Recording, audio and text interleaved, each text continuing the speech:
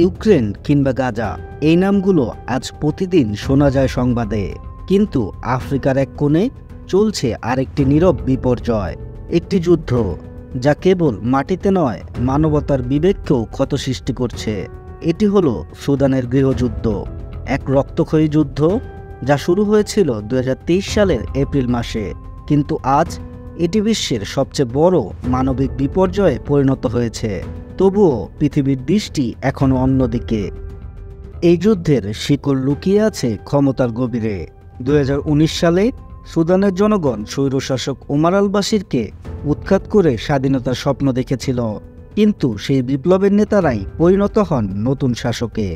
একদিকে general Abdel Fattah al Burhan, যিনি সেনাবাহিনীর প্রধান, অন্যদিকে আধা সামরিক বাহিনীর নেতা মোহাম্মদ হামদান দাগলো।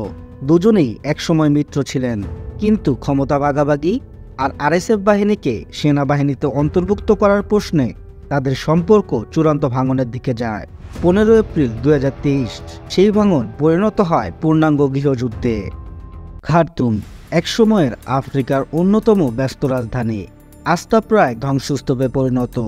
রাস্তার দুপাশে জ্বলন্ত গাড়ি, হাসপাতালে ছাই, শিশুরা ধোঁয়ার শহর থেকে পালাচ্ছে। এই যুদ্ধে এখন পর্যন্ত প্রায় 1,20,00,000 মানুষ বাস্তুচ্যুত। জাতিসংঘ বলছে সুদান এখন বিশ্বের সবচেয়ে বড় বাস্তুচ্যুত জনগোষ্ঠীর দেশ। হাজার হাজার মানুষ দক্ষিণ সুদান, চাদ, মিশর ও ইথিওপিয়ার দিকে পাড়ি দিচ্ছে, কিন্তু যাত্রাপথ নিরাপদ নয়। খাদ্য, পানি ও ওষুধের অভাবে অনেকেই প্রাণ হারাচ্ছে। এটি কেবল যুদ্ধ নয়, এটি এক মানবিক বিপর্যয়ের গল্প। সুদানের পশ্চিমাঞ্চল দারফুর, যেখানে 2003 সালে ঘটেছিল ভয়াবহ গণহত্যা। 2 দশক পর সেই ইতিহাস যেন আবার ফিরে এসেছে। 2024 সালের মাঝামাঝি আরএসএফ বাহিনী এলফাসের শহর দখল করে। আরও একবার শুরু হয় নির্বিচার হত্যা, জাতিগত নিধন ও নারী নির্যাতন। জাতিসংঘের ভাষায় এটি এক কথায় ভয়াবহ। ঘরবাড়ি পুড়িয়ে দেওয়া হচ্ছে, জাতিগত গোষ্ঠীগুলোকে লক্ষ্যবস্তু বানানো হচ্ছে। মানুষ মরছে শুধু যুদ্ধে নয়, বরং পরিচয়ের কারণে। এই যুদ্ধ কেবল অভ্যন্তরীণ নয়, এর পিছনে আছে বিশাল এক আন্তর্জাতিক স্বার্থের জাল। বিভিন্ন রিপোর্ট বলছে সংযুক্ত আরব আমিরাত আরএসএফকে অস্ত্র ও অর্থ সহায়তা দিচ্ছে। অন্যদিকে মিশর ও রাশিয়া সেনাবাহিনীর সঙ্গে যোগাযোগ রাখছে। কেন? কারণ সুদান শুধু রাজনৈতিকভাবে নয়, ভূগোলগতভাবেও অত্যন্ত কৌশলগত অবস্থানে রয়েছে। এখানে আছে বিশাল তেল, স্বর্ণ ও কৃষি সম্পদ। যে দেশ এই অঞ্চলকে নিয়ন্ত্রণ করবে, সে পাবে আফ্রিকার বাণিজ্য ও সম্পদের প্রবেশদ্বার। বোমা নয়, এখন ক্ষুধা হচ্ছে সুদানের সবচেয়ে বড় শত্রু।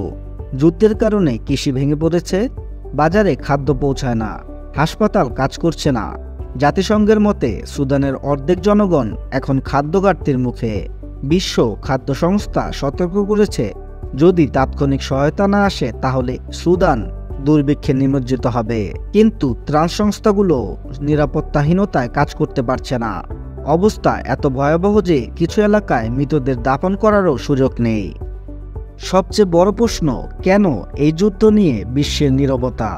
বিশেষজ্ঞরা বলছেন আফ্রিকার যুদ্ধগুলো মিডিয়া কাভারেজে সবসময় পিছিয়ে থাকে। সুদানের মতো দেশগুলোর মানুষের কান্না আন্তর্জাতিক রাজনীতির আওয়াজে হারিয়ে যায়।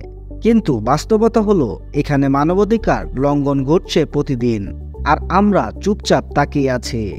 সুদান শুধু একটি দেশ নয়, এটি এখন মানবতার এক আয়না, যেখানে আমরা দেখতে পাই কত সহজে পৃথিবী অন্যায়ের প্রতি অন্ধ হয়ে যেতে পারে। এখনও সময় আছে। যুদ্ধবিরতি, আলোচনার টেবিল ও মানবিক সহায়তার মাধ্যমে এই ট্র্যাজেডি থামানো সম্ভব। সুদানকে ভুলে গেলে মানবতার ইতিহাসে আরেকটি দাগ পড়বে, যা হয়তো কোনোদিনও মুছে যাবে না।